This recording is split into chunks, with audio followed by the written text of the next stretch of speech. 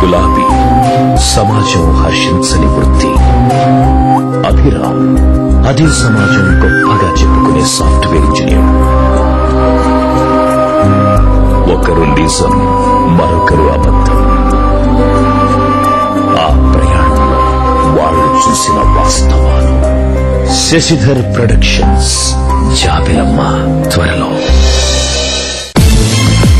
గులాబీ, అభిరామ్, ఆమెది పోరాటం, అతడిది ఆరాటం.